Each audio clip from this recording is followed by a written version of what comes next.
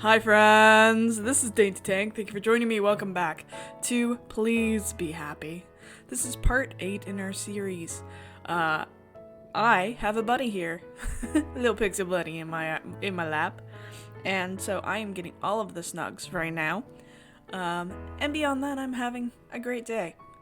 I just wanted you to know, just so you know, I'm having a great day. I hope you are too. Thank you for watching. Thank you for hanging out. I love doing this game with you guys. I love your comments. Thank you. Please keep them coming. Keep them coming. So last time we left off, we watched Lena be a lot at Cyrus. Cyrus seems like he either is kind of on the fence of like he could be like, I want to ask you why you quit ballet, which I think is probably more of his question, but on the flip side, he also might be a love interest. Not sure on that one. Beyond that, we are about to start our first day at a work officially, even though we hung out in the library with Tommy last time. So, with that, let's get started. Ugh, it's about time. I was getting bored. It's about time. Loading. The morning of my first day of work, I wake up extra early, at least an hour before Aspen will be here. I creep through the house so Juliet can't hear me and slip out the front door. Outside it's wet. I don't know if it's rain or just the morning dew. There's more dark than sunlight still, but I can already see the clouds overhead are gray. Just 2 weeks ago, that would have been a cause for concern. Now it's barely worth thinking about. I have somewhere warm to go back to. I start walking, taking a familiar path. Has it really been 2 weeks? I feel like I've done more living in the past few days than in all of the years before them. Every day something new. Every evening something secure. It's a life I could have only ever dreamed about. It scares me how fast I've slipped into it. Spent my whole life alone. I devoted my entire existence to keeping it that way, but now, ever since meeting Aspen and Juliet, I'm not sure I like being on my own quite as much. It feels like I'm losing part of myself. My armor, my defense mechanism, like I'm getting weaker. Maybe that's true, but also, maybe that's okay. Yeah, the biggest part of going from like living in survival mode to not is that you have like your shields and your processes. I know your butt. I got a cat butt. All of your shields and like processes that you have are all like starting to shatter. And it's also Sir, could you not? Can you put the butt down? Thank you. Don't mind me. It's a pixel butt. But like, it's a very vulnerable place to heal. And to come out of survival mode. And I'm so proud of Miho here. Like, this is a big step, and like, many big steps, and Miho's done well. Maybe it's okay to let myself be a little more vulnerable. Just a little. There's no one else to be seen on Mount Victoria as I make my way up the path. Instead of going straight to the top, I veer off into the underbush. I haven't been back to my den since Juliet came and found me. Haven't forgotten the way, though. All the rain since then has done a number on the den. It's barely recognizable since most of it collapsed in the mud. In other words, it hasn't changed much since the last time I was here. Overhead, the birds chirp in the trees. Maybe they're the ones I've fed before. Morning, birdies. Sorry I don't have anything for you today. Aw. It doesn't stop them from asking. Half-heartedly, I try scooping away some of the mud from the mouth of the den, but more just slides down, erasing my progress. Then one of the walls collapses even more, making things worse. Oh, so much for that. Yeah. It's well and truly ruined. That's okay, though. I don't think I'll be coming back here. No. But it's okay to see all the progress you've made. Just 2 weeks ago, this was all I had.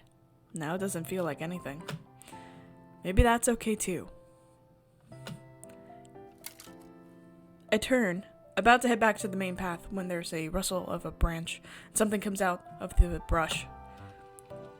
She walks confidently. For a fox, she trots right up out of the bushes and crosses in front of me, then freezes mid-step. Her fur is pure silver, except for a patch of black across her face and paws. We lock eyes. Instinctively, I can feel myself prepared to transform so I can greet her as a fox, but I hesitate. Is that still my place? I'd be lying if I called myself a fox now. At least fully. I relax, not having noticed how tense I was. My beads also go cold, although they've barely started to heat up. Hi there. I say it as a person instead, same as when greeting birds. At the sound of my voice, the fox turns tails and runs. She doesn't give it a second thought. 1 second she's there, and the next she's almost out of sight. I can feel a pull in my chest telling me to run after her. I'm sure I could still catch her if I tried. Of course I don't. I'm not the kind of person who goes chasing after foxes anymore. Instead, I watch her disappear. It doesn't take long. Not even the grass rustles behind her. I'm sure I'll still transform into a fox in the future. I love it too much not to, but I have to set some boundaries for myself. Okay, that's fair. Watching her go fills me with a pang of longing, but also confidence. I'm making a choice to live this way. Even if I reject it later, at least I thought about it. That's valid! It's an active choice. And change is hard. But the fact that you are making the choice, and you're enabled to, matters. At least I'm trying. I make my way back to the trail and up to the top of Mount Victoria. Coming up here never ceases to amaze me. No matter the weather or time of day, the view is always stunning. Uh-huh. You've been up here quite a bit. It's kind of like your, go-to I'm having feelings spot. Right now, it's just me and the breeze. I close my eyes and spread my arms out, letting the wind ripple through my hair and jacket. For a moment, I just let myself go and appreciate how it feels to exist, to be alive and enjoying the breeze. I'm pretty lucky, aren't I? Yeah, a little bit.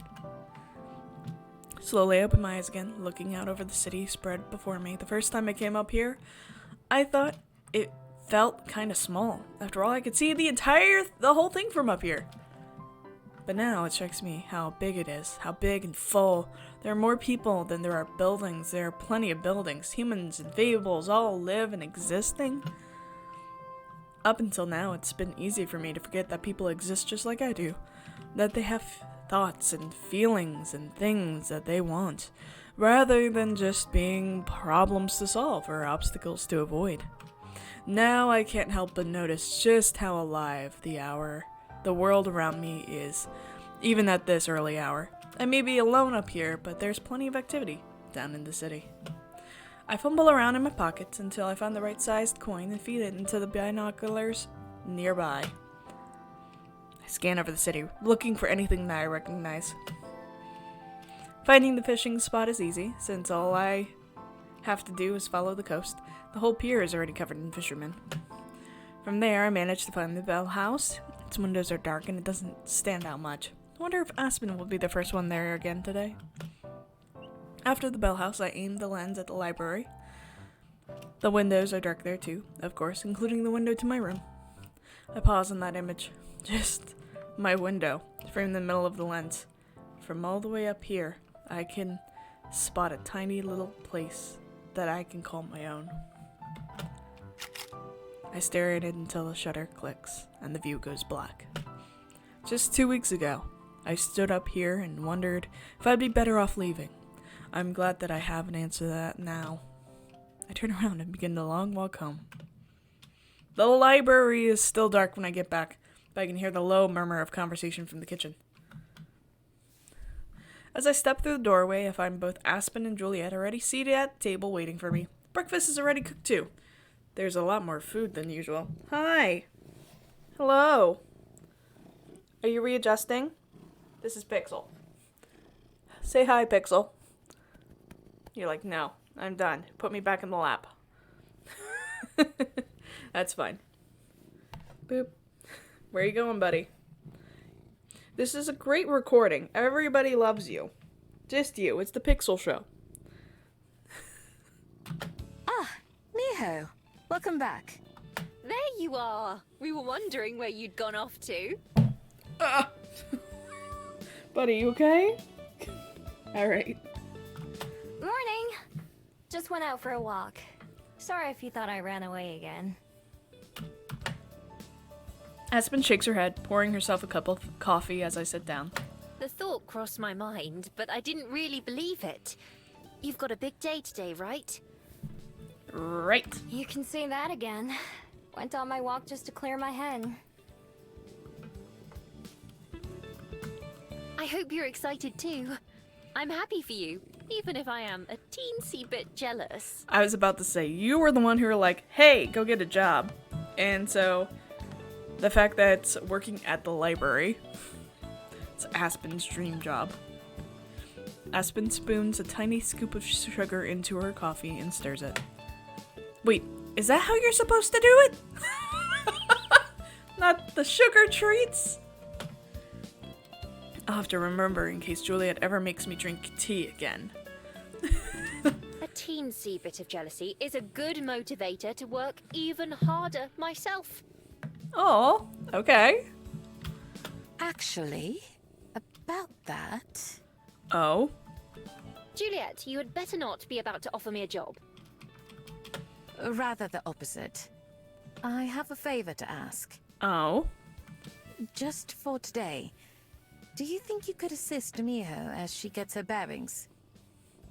It's getting near my bedtime, and while I'm sure Miho would be able to handle herself, I imagine a helping hand would make things easier. That is, assuming Miho doesn't mind. I have all of the minds, and they're fine with Aspen helping. Of course not. Both of us look at Aspen expectantly. Your turn. Buddy. You're under me. Why are you... Okay. I'll click. She bites her lip and tries to hide her smile behind her cup of coffee as she takes a sip. Well, I suppose I could spare the time. Nice. Great. But what about the Bell House? You didn't get fired, did you? Oh, that was a... Ooh, you don't know. They'd go out of business the day they fire me, and they know that. But I enjoy how that's your first assumption. No, I simply swapped shifts with someone, so I don't have to go in until later. Nice. Wow, that's convenient. And much to our benefit. Thank you, Aspen. Thank you, Aspen. Oh, don't mention it. But we did. Then, shall we turn our attention to breakfast instead? Yes. Please. Oh, I thought you'd never ask. There's the usual eggs and toast and fruit, but there are also pancakes and hash browns. I love hash browns. Love hash browns. Hash browns are one of my favorite things. You really went all out, huh? Mm-hmm.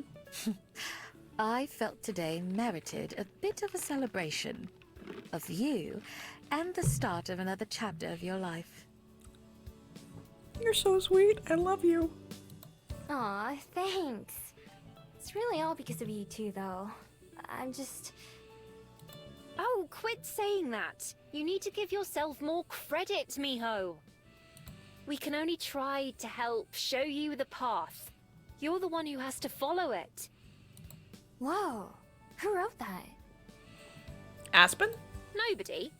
I do occasionally have my own thoughts, you know. Anyway, just accept the compliment and let's eat. I love how opinionated Aspen is. I was expecting Aspen to be a little bit more demure and like Aspen's no like I've got opinions and I'm gonna tell you. Fine. We all fill our plates and start to eat. Breakfast is as delicious as always. The pancakes are still warm and dripping with melted butter and syrup, and the hash browns are nice and crispy. How is it? Great! I've never had hash browns that weren't soggy before. Nice. Sometimes that's because they were leftovers I scavenged, but sometimes even when they're fresh. I'll be sure to remember you like them this way. Oh, and the pancakes you made are delightful, Aspen. You made these? Don't sound so shocked. I have to do a lot of baking and prep work at the Bell House. They're really, really good. I love the voice acting. Great job, whatever you're doing, to make it sound like you've got a mouthful of food. I appreciate the dedication to the voice acting that they did in this. Thank you. I'm glad you're enjoying them. As tasty as they are, there ends up being more food than I can eat. I force myself to finish the pancakes, even though I'm full by the time I'm halfway done with them, because I don't want Aspen to take it personally, but eventually I have to throw my fork down in defeat. Did you get enough to eat, Miho? More than enough. I think I'm set for the rest of the day. I'm sure you'll feel differently by lunchtime. And there's no greater compliment to the cooks. The three of us start to clear away the dishes, and I start to feel a little apprehensive as opening time draws near. I've spent enough time in the library to know I don't need to worry too much, but I can't help but be anxious. It's your first official day, and that's valid. First day, first job, totally valid. What do you think, sir? Is it valid? Yes. Pixel says it's valid. Isn't that right? Snuggles. Kitty ASMR. There's a lot of little details to remember. Not just which books to go where, but stuff like names and special requests too. I already know I'm not going to be the fastest since I'll have to just copy words and see which ones match instead of being able to read them. With all the practice and memorization I've done, I'm as ready as I'll ever be. That's valid. So instead of dwelling on it, I make myself focus on rinsing the dishes and making sure I don't miss any spots. On the other hand, Aspen is positively buzzing with excitement, although I can tell she's trying to hide it. She flits from task to task, straightening things that don't need to be straightened and tightening up parts of the kitchen that aren't dirty. She hums to herself as she goes, sometimes propping up beside me or Juliet. And of course, Juliet herself is as same as ever, calm and stoic. I thought she might be a little worried about leaving the library in our hands, but considering she leaves it unstaffed most of the time, maybe not. At the very least, I'm determined to not leave the library any worse than when no one's running it. Can't be worse than nobody. Finally, we all finish with the cleanup and chores. Thank you for your assistance. Are you two ready? Ready as we'll ever be. Yes, whenever. Yep. Let's get the two of you set up then. Nice. Juliet leads us to the front desk where there's a fresh stack of checkout sheets and a jar of pens, plus the computer that's looking things up. I did a once-over before breakfast to make sure everything was as it should be. I'm sure the two of you know your way around the place by now, and that's really all there is to it. And if you feel the need, don't hesitate to wake me. Don't worry, we'll be fine. I'm like Cinderella. I intend to live my dreams for the precious few hours that I can. Oh my god. Do you have any questions, Miho? Or anything you'd like to go over again? I'm fine. I've done all the prep I can. All right then. If the two of you are all set up, then I'll be off to bed. I'll see you in a few hours. Yes, indeed. Have a good sleep. Good night. With a final wave, Juliet goes upstairs and disappears into her room. From behind the desk, Aspen places her hands on her hips and looks around like a queen surveying her kingdom. And now we wait. I take a seat in one of the two seats and kick my feet back and forth. After pacing around a little bit, Aspen sits down too, twirling a pen between her fingers. Nervous? A little bit. It's understandable. I was nervous on my first day of work too. I'm sure everyone is. I just don't want to mess anything up. Especially not on my first day. Fair. Relax, it'll be fine. Not that I think you will, but even if you do make a mistake, that's natural. It totally is. On my first day working in a fast food joint, specifically I was working for Zaxby's, which is not hate chicken, but the other chicken. There was 2 mops. One that was like meant for like high up reaches, and the other that was for the floor. I mixed them up. They had to get a whole new mop. But oh well. I didn't mind. Not on me. They said mop it, and I did. Just with the wrong mop. It's how you get better at things. By doing them wrong until you figure out the right way. Valid. There's not much that can really go wrong, either. It's not like at a restaurant where there are customers paying money and with all kinds of different orders. Facts? If it takes you some extra time to find a book or put one away, that's no big deal. Truth. Yeah, I know you're right, but I still worry. I don't want to do such a bad job that Juliet changes her mind about me or something. Are you still worried about that? Juliet adores you. You could burn the whole library down and she'd still let you live in the ashes. Alright. That'd be closer to what I'm used to, at least. Right, you and your dramatic backstory. Oh my god, Aspen. My what? Backstory? Life story? Whatever you want to call it. I'm sorry. I shouldn't make light of it. No, you shouldn't, but oh my god. Your dramatic backstory, blah blah blah. Aspen. Oh, it's fine. I don't mind. Just forget that you think it's interesting. I hope someday you understand why. I mean, right now, no. Because coming out of active trauma has not figured out how that that is the way Miho has always lived. No other way has been examined until now. Aspen, please have empathy. Maybe you'll hear a story that resonates with you and makes you want to know more. Or get to know that person better. She pokes me in the side with her pen. Like me, when I met you. I guess that makes sense. Like when I talked to you and Juliet. Juliet, perhaps. Even I don't know much about her life before she came to Welly. And even that is fuzzy. And you? I know this makes me sound like a hypocrite, but there really isn't much to say about my past. There probably is, and you're just not really putting it into context because you're thinking about others more than yourself. For one thing, I don't have nearly as many years as you two. I mean, facts.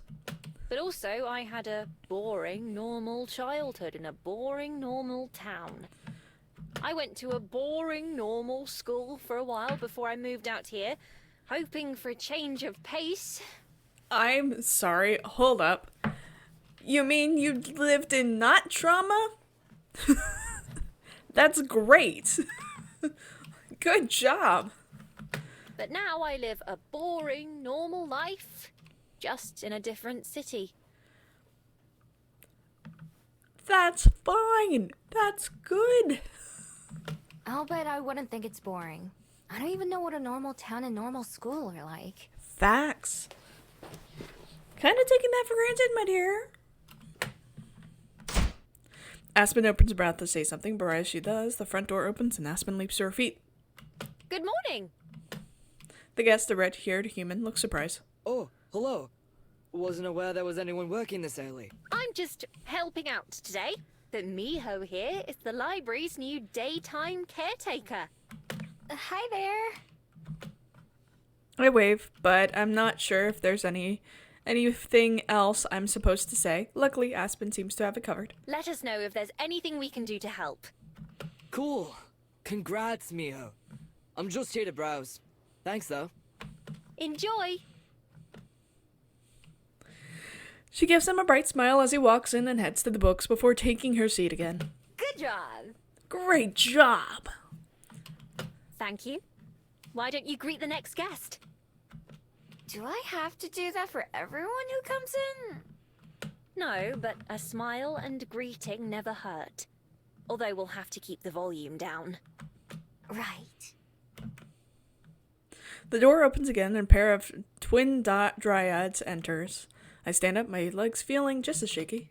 Hi! Let us know if we can help. Neither of them speak, but we both smile graciously and nod in acknowledgement as they pass by us. See?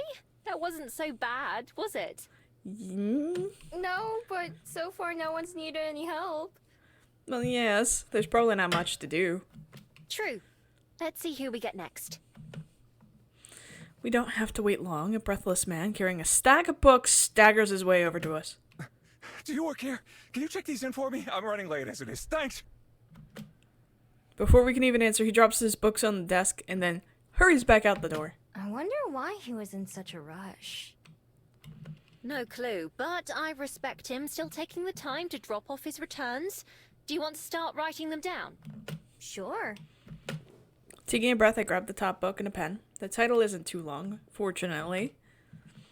Slowly, I start copying the letters down. First a curve, then a straight line, then a loop, then an arch. Hello, welcome. Don't even hear the door open this time. As more and more people start to come in, Aspen and I both end up pretty busy. Pile of books that need to be checked in grows fast, and I have to start taking some of them back to the shelves as I go, just to make space.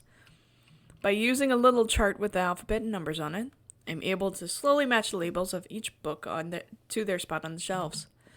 As the library gets busier, though, I start making some educated guesses as to where certain books belong and putting them with others that look similar. I can fix it later if I have to. Miho, could you give me a hand, please? Over at the desk, the line of people has grown pretty long. I have no idea what all these people normally did when there wasn't anybody to help them. I was about to say, this is unusual. I shove the rest of the stack I'm carrying into an empty shelf and hurry over to help. After finishing with the one guess, she hands me a few handwritten notes with label numbers on it. Can you go find these? I think one was returned today, so it might not be on the floor yet. Also, these ones were checked out in the wrong name, so they need to be corrected on the sheet. These 3 here are going to be picked up later, but we've been asked to pull them ahead of time, so make sure not to get them mixed up with the others. Okay? That's a lot. Got it. Maybe. You've got this. That is a lot. With a little cheer, she goes back to assisting people. I watch for just a moment. She's clearly in her element here, even though the line grows longer. Aspen doesn't seem to be getting nervous. I can't say the same for myself, though. No time to waste. I bounce around the library trying to find the books Aspen wrote down. It takes a while. I get the instructions mixed up a few times, so I eventually manage to track them all down. When I bring them to the desk, the stack of returns has gotten as tall as I am, so I start checking them in as quickly as I can. Meanwhile, Aspen has moved around to the front to give me more space to write and work. Alright, let's see. Oh my god, poor Miho. I grab the top book and start to copy, then the next, and then the one after that. Before long, they all start to blend together, and the numbers start to seem to swirl and move around on the page. Oh, poor Miho. I thought this was gonna be easy, but it's making my brain feel like soup. I'm determined to push through it, though. Even if it takes me forever, which at this rate it might. If Aspen weren't here, I don't know what I'd do. Or what I'll even do tomorrow on my own. I can worry about that later. For now, I have to keep doing the best I can. Book after book, line after line, guest after guest. It gets easier as the day goes on, but I wouldn't say it gets easy. As Aspen and I keep going, and eventually we do start to get things under control and keep the chaos at a minimum, it's tough work, but not too tough. Maybe Aspen was right about something. The more I try, the more I feel like I can do this. Old scars and new friends? Oh, Fox. Chapter 3. Oh my goodness. Aww. Have a nice day. I'm gonna stop us there. I know it's a little early, but unfortunately I also feel a headache coming on, and I don't want to push myself a little bit. We're on chapter 3. This is awesome news, and also it goes all the way to chapter 5. I do through chapter 5, so we're about halfway right now. So, with that, let me know your thoughts down below. That chaos, that was hilarious. I love you all, and I'll see you next time. Bye!